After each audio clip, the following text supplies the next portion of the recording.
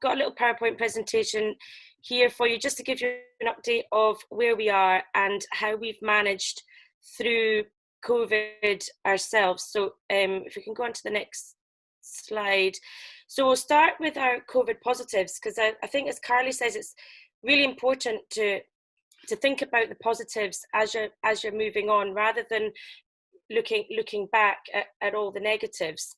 So for us, actually we found we've been traveling for about what felt like 100 miles an hour since we opened Drift back in June 2018.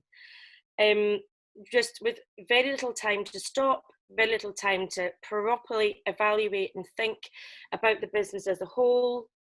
I was always very keen to get staff involvement too. And I think that by the time we went into lockdown, I felt a bit, not overwhelmed, but a bit muddled. So for us, having that time to be completely closed allowed us to evaluate Drift as a whole. So one of the first things I did was I put everything that we sold onto 3 different spreadsheets, and just to have a look at what was selling well, what wasn't selling well, because I really felt that our menu was beginning to get out of control. And as a result of that, I was able to simplify it right down, which is something that I think most food and drink businesses have done, recognizing the same thing, that coming out of COVID, a simpler menu is easier to manage. But I did it for everything: our food, our cold drinks, thinking more clearly about Scottish produce in particular. So, for example, our drinks, we now only offer Summer House drinks and Bon Accord. Both of them are Scottish. I know, I think I bought Claire out of our Summer House drinks last Thursday from Cresco, but they go down really, really well. And coffees kind of remained the same, but I've cut down on our tea, everything. Food-wise, we've really condensed that brunch offering, but what we felt was, to keep interest alive in the kitchen, that we also really needed to offer some sort of specials menu. Our brunch menu is also very heavily meat related, and we do have quite a lot of vegetarian customers. So our specials menu will focus absolutely 100% on Scottish food, produce, and with more of a vegetarian offering through it, but keeping it very seasonal.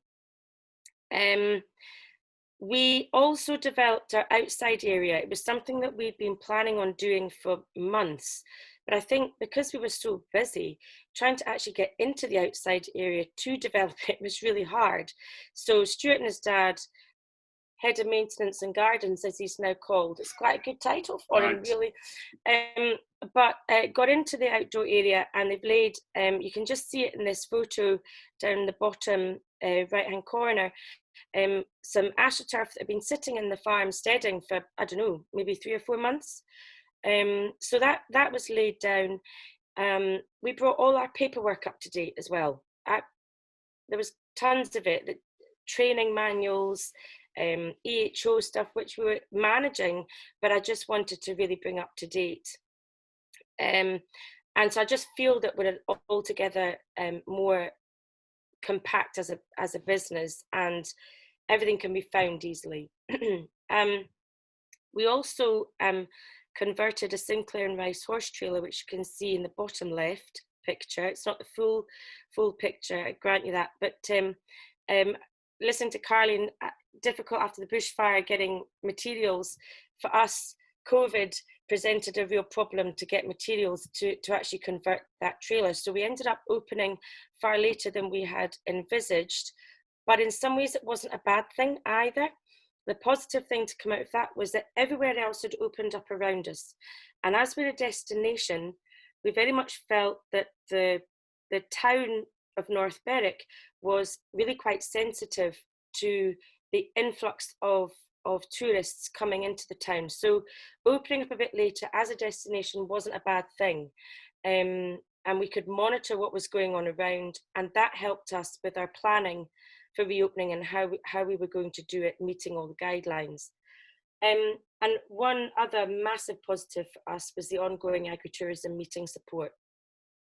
Right from the get-go, on the first day of lockdown, when we had a meeting, having Scottish Enterprise representatives there, Visit Scotland, obviously Leslie Wood has been highly involved, and I'll come on to that a little bit later on in terms of sanctions that we've taken from some of these meetings. But and the STA, you can't forget that. Can't forget the STA, and Mark Crothall came on to meet a call one day, but just to have that support in place actually kept us positive rather than keeping us sort of in a place where we didn't want to be.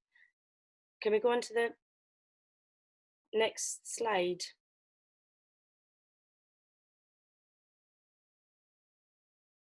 Oh, back one. Back one. Oh, forward one.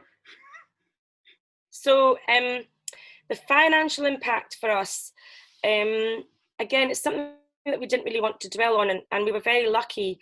Again, the meetings helped us get access to very much needed grant support from different channels, through different channels. But we estimated around about 160k turnover loss. We're working at the moment on about a 15%, an average of about 15% of our turnover in terms of our profit. So we reckon that profit-wise, we'd lost about 24,000. Obviously, COVID allowing us to get our business together more is quite good, because we want to increase that average by quite a bit, which is something that a new manager is on the case for in terms of our GP, particularly for our food. We still had 4k a month going out on overheads, and that was a bit of a worry. You know, how the heck were we going to pay that 4k? We looked at getting we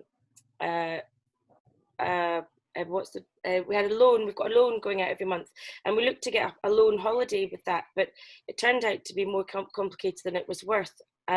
So we had to find other ways. So we did manage to get the 10k business grant, which was super, but it kind of went out the door before it barely landed in the account. It went out the door on the same day. Yeah, pretty much. And then we were really very, very grateful. We applied for the Pivotal Resilience Grant, and we were awarded 50k. Now that for us was an absolute lifesaver.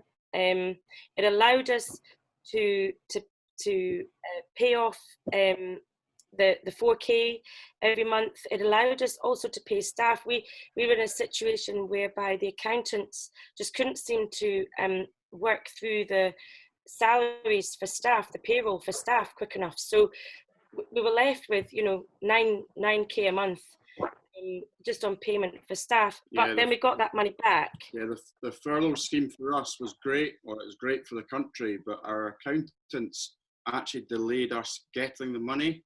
So at the end of the month, the staff are looking for money, and there's no furlough money because the furlough money for us wasn't claimed till the middle of the month, which caused problems. And then lately, we've had to stump up paying the staff, waiting on the furlough money to come. So it's just a bit of jiggery pokery, but that's what happens in business. Yeah, but it did come. But most importantly, the Pivotal Resilience Grant actually allowed us to get back up and running. We had to replace a huge amount of stock because a lot of our stock is perishable. So we had to throw it all out. Yeah. And so we had to replace all of that, take away cups and things, boxes. We'll come on to that in another slide. But getting all of that in cost a huge amount, and also it allowed us to get this outdoor trailer converted. One of the things that we were quite conscious of was that we felt more people would be comfortable outside dining rather than dining inside. I also have work to do inside in terms of reconfiguring our front serving counters so I can socially distance staff. But we felt we could do it in an outside trailer, and it's been incredibly well received by our customers. I've got some figures later on to sort of show that. We also applied for the bounce back loan, just so that we could we had something to fall back on for when we reopen too, because it's amazing how 50k can slowly walk its way out the door too. So the bounce back loan is just great. It's provided us with a bit of a cushion to keep moving forward. Can we go on to the next one?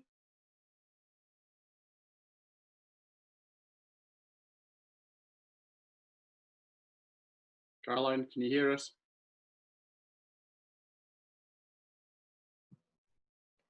Next slide. I'm trying to move it forward. No, because I have to share my screen. Oh, yeah, right. Right. So, sanctions for meetings. So, as I mentioned at the beginning, we got, well, I have to say that I attended most of the all of the meetings.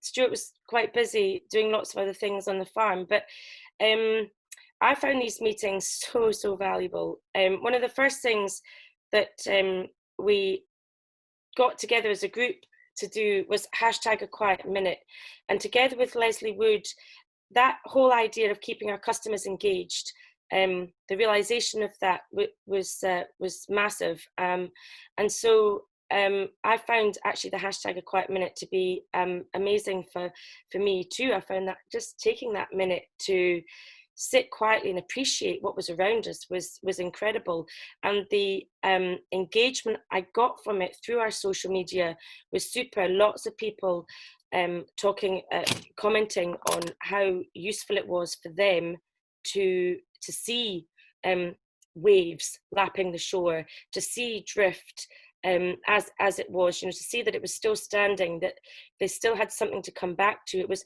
a real lifeline for some of our customers. I've put a picture up there. You might find it difficult to read, but as a result of one particular meeting, I went away and developed a specials menu throughout the year, so that when we did get back up and running, we were ready to go with it. Now, what we've decided actually is that our specials menu will begin when we open up the inside. It's going to be far easier to do that because some of these are quite difficult to eat from a takeaway container, easier on a plate. But we do have it there, and we've worked on it several times actually, just to perfect it a bit more, and we'll see how that goes. And I'll be interested as the months progress to see what the uptake on it is, and keep figures for that so that we can manage it.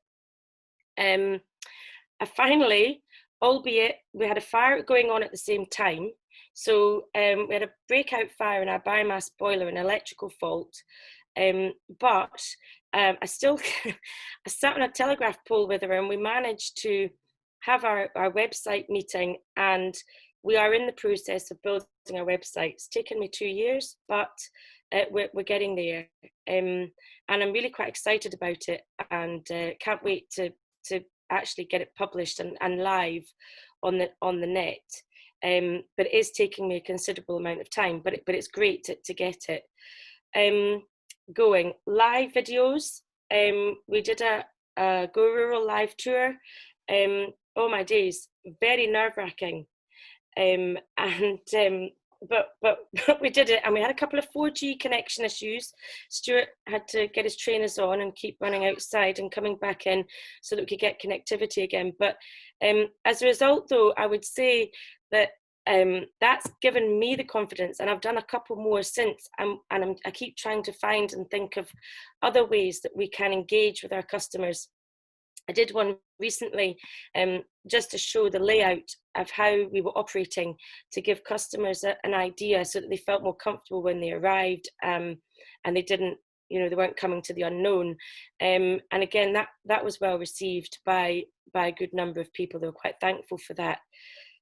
I sat down with our new management team, and I planned out social media campaigns for the year. We've also managed to link in with a PR company, thanks to Caroline and Stephen Leckie, to help create positivity and generate more positivity about drift. And they're actually going to help with those live campaigns too, which is really quite a comfort. We properly promoted a manager and a finance administrator. to have that team behind me so that they can literally focus on the day-to-day running and allow me to sit behind the scenes more and work on the statistics side of the business is of great comfort. They're two fantastic members of staff. They were in position anyway, but the finance administrator wasn't expecting to be part of the management team. But I said, no, if you're working on our figures, and I'm literally going to be with you, side by side on that, to be able to take our business forward, you need to be part of the management team. So she was ecstatic about that. But they've worked for us anyway for nearly the full amount of time, nearly 2 years. So that we had a meeting about use of staff, and if someone else could come in for you, what would you get? I was always looking to put these positions in place, but it just gave the final shove to do it and also properly look at salaries for them. One of our meetings was based on responding to reviews, and one thing I know that a lot of us find hard is when we get negative reviews, and you take it really personally, and I don't. I'm not one to be backwards, to be coming forwards, and I found it quite difficult to respond to these negative reviews. But Leslie, taking us through all of that, has allowed me to think far more rationally about how I respond to them and the importance of responding to negative reviews in a positive way, to either try and see if they will come back, but also more for your incoming visitors, reading the reviews to come back to.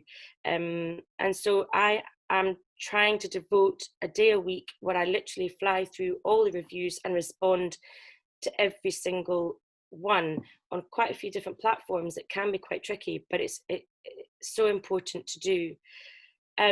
Whilst we haven't got our website up and running yet, I have to admit, we just opened Drift, and I was absolutely shattered when we did the Google Analytics meeting. But it was absolutely fascinating, and since then I've gone on particularly to our Google business page and analysed those statistics, and they make actually for very interesting reading. I always knew that we were busy over the weekend, but actually a Thursday for us transpires to be one of our consistently, right the way through the day, busy days. So that kind of helps in terms of product control and menu control. And one thing that is incredibly exciting is that we have managed to submit a pre-planning application for our new event space that we very much hope to be up and running come either the end of 2021 or the beginning of 2022. Again, my last slide will touch on that in slightly more detail. Can we go to the next slide? See, we should have printed one off and been reading it. No, because they need to see it. Sorry. It's gonna go slow. Is that it? Yep, that's it. So reopening for us happened finally on Monday the 27th of July. It was almost more nerve-wracking than opening up for the first day. I think, and it rained all day. which maybe wasn't a bad thing, because it allowed us to settle in and ease in a bit more. But I think that because with COVID, opening up with lots of new things in terms of stricter hygiene, obviously a system for customers to follow. We were a bit unsure as to how it would go. We had a plan, but actually since then our plan has been amended a few times. We've adapted it through customer feedback, but we have reopened, and we've been open now for 2 weeks. We opened just with outside seating, no inside seating, and takeaway, which I generated a hashtag #driftaway for, which has proved to be quite popular. We have 5 picnic tables, and then Stuart managed to convert 4 potato boxes with bench seats inside them. And just yesterday, we had a joiner in because we're looking to put little tables inside them so that people can pull out, so that they can rest their coffee and take away food on, just to make it a little bit easier. 12 out of our 16 staff were taken off furlough. We do have one that's on part furlough because she works 40 hours a week, and we felt we needed to get as many people back as possible, because we also needed to arrange them into teams of 5 or 6, so that we could limit interaction between our staff. We felt that this was quite important. We started with 5 on a weekend. We are so busy at the weekends, particularly when the weather's good, that we've had to up that to 6. But that's quite good because it means that we've brought someone else back from furlough. And I think as of next week, we're bringing everybody back. So but the other reason for having a team is if there's a COVID case, it means that other staff aren't affected by the interaction with that COVID case. Yeah, that's the reason, to allow us to still to run. So, but it was great to see them back, and it was great that it's great that we've been able to bring everybody back.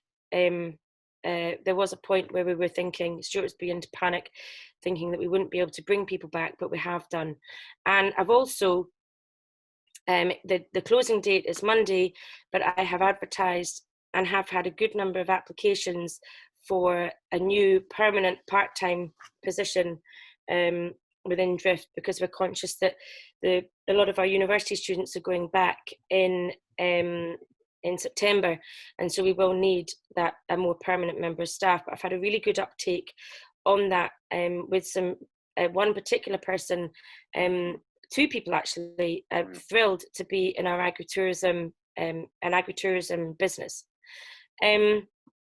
So at the moment, our staff are sitting at 23%, over 32% pre-COVID, which is fantastic, because it means that that pushes up that profit on the bottom line.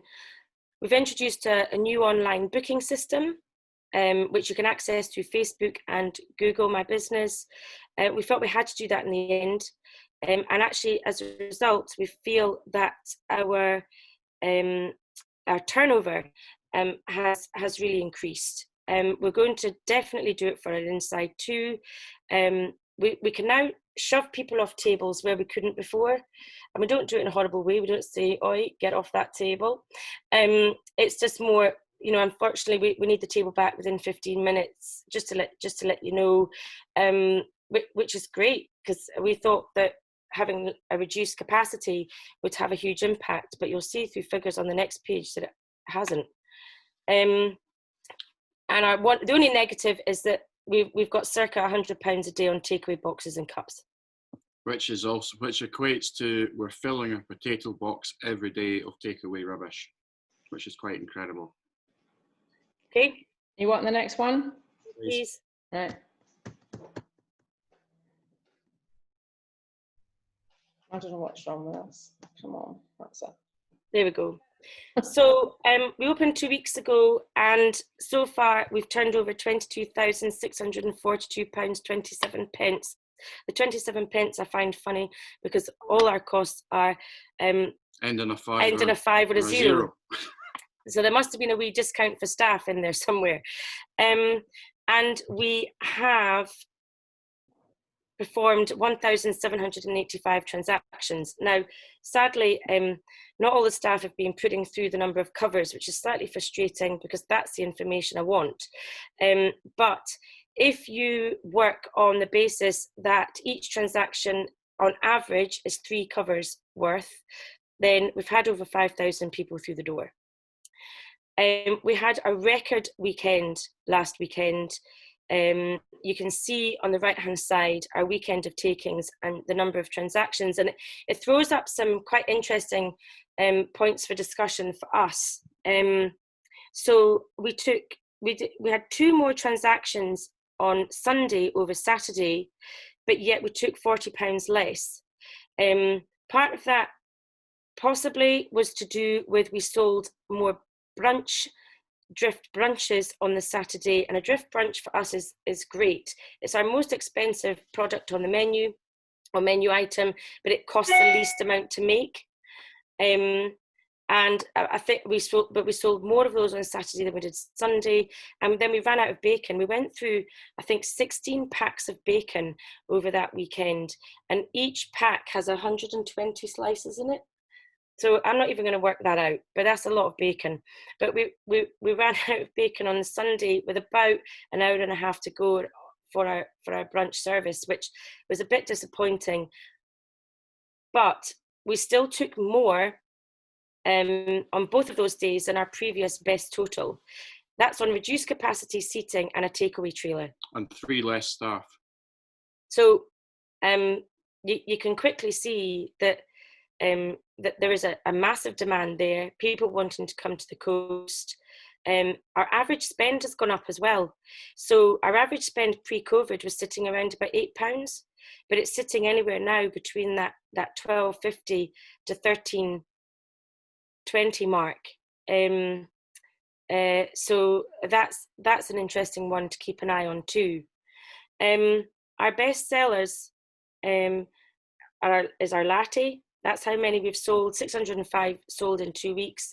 Our bacon rolls are flying out the door. And what's interesting about that is nobody is complaining about the cost of a bacon roll, which we have put up as a result of the requirement for more takeaway, more takeaway boxes, etc. Carrot cake remains our bestseller cake, 331 slices of that, and 202 slices of blondie, which Stuart hates, even though he does have a sweet tooth. Over, I think, 156 combined slices of different tray bakes that we offer. Jasmine, the bacon rolls, I think, are sitting at £4.75. But if they add an egg, that's another 50p. So it takes it up to almost a drift roll. Should we move on? So I'm conscious that we're taking. Also, our brunch is, that's a good question, £8.75, and it consists of a potato cake on spinach and herbioli, with a black pudding, which is our local butcher's award-winning black pudding, and a fried egg. And it's having had a couple myself, it's what's great about it is people still have room for a cake afterwards, so more expenditure. Next steps. So first of all, we are looking to reopen our Drift indoor space, which we're hoping to do in September, either beginning of or middle of. And again, as I say, that will be bookings only. We are currently, although it's slightly on hold because of harvest, but converting a trailer. It's an old Equitate horse trailer. Now, we bought a few years ago now. Don't put it out. No, it's an agri-tourism group, Stuart. We bought a barbecue table from a company that was at the Highland Show a few years ago, and we're looking to put that barbecue table in this trailer. And what we'd ideally like to do is run, because it seats up to 8 people, to run small field to glass farm tours. I'm loving what Mac and Wild have done recently with their huts. I don't know if people are following Mac and Wild, but they've got this brilliant whiskey and vodka and gin line that people can help themselves to shots to. Obviously, it's all measured, so they know how much people have drunk, and that they can charge for. Not necessarily saying we'll copy it, but it makes the mind turn. But it's another way of engaging with our customers about what we're actually doing on the farm to develop that agri-tourism connection. And then I've got a couple of pictures up, which we have. This is the first time we've revealed these, and it gives an idea of what we're looking to do with our event space. So this is what's gone into the East Lothian Planning Department. The view you can see on the top is of Tintagel Castle. Now, real life, the castle feels a lot closer, and the Bass Rock feels a lot closer. But that would be the view, essentially, from the top of our event space. The photos that is a mock-up using the architect's son's toy farm shed, but the idea is to look to create 3 separate areas on the left, which is upstairs, which is all upstairs with that view out across, with a champagne staircase running. The picture on the bottom left, there will be a champagne staircase running here, and then we're taking aspects of Drift and putting it into this new space. So the idea is that when you get to the top of that champagne staircase, you see the castle, Tantallon Castle, in all its glory, and then there would be a bar running along to the left-hand side here in front of each of these 3 spaces, so we could run 3 events at once using the same bar. That's going into pre-planning. We'll see what they come back with, and we will go from there. But the idea behind it is to create another destination for weddings and parties, but also foodie events, different rural events, and potentially farm tours that come for lunch, and then move away to go and visit other farms and other destinations. So some exciting plans going forward, and that pretty much brings us up to where we are.